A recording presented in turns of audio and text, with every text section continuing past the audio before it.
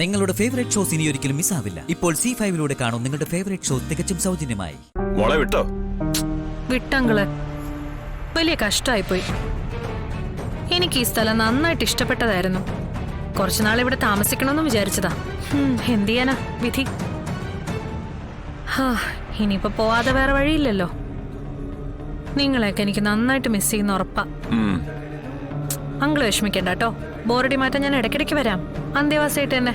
എന്തോന്ന് സാധനം ഇത്?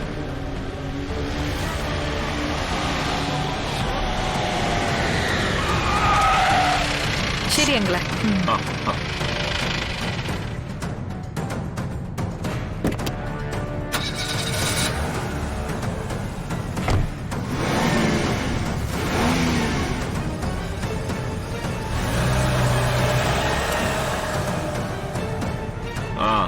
ഇവിടം വിട്ടുപോയത് നന്നായി. ഇല്ല ഈ ജയിലൂടെ പൊളിച്ചടിക്കാന്.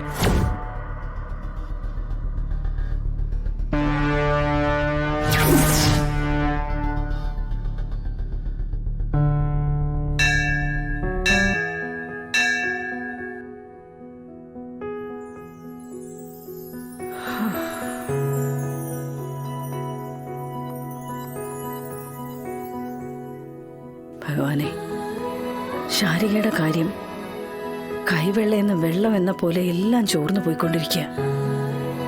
അവൾക്ക് മാത്രം അത് മനസ്സിലാവുന്നില്ലെന്ന് മാത്രം.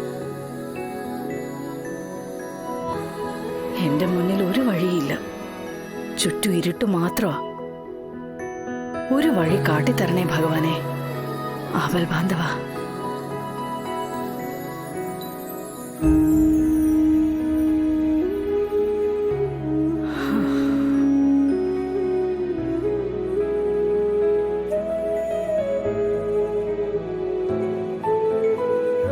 അമ്മേ, മോളെ,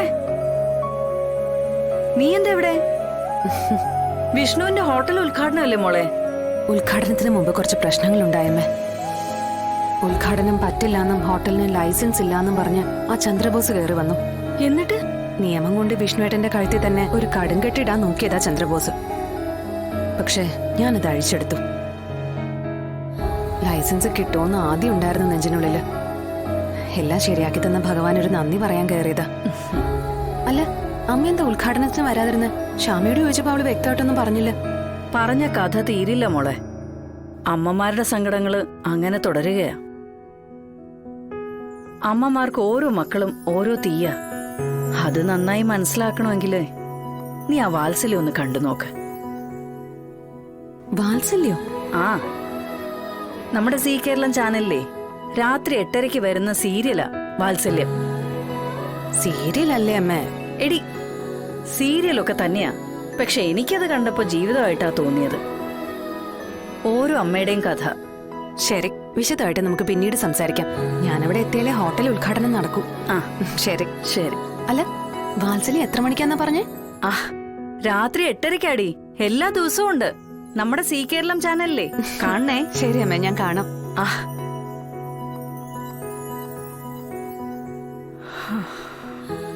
ഭഗവാനെ, എല്ലാം ഭംഗിയാക്കി തരണേ.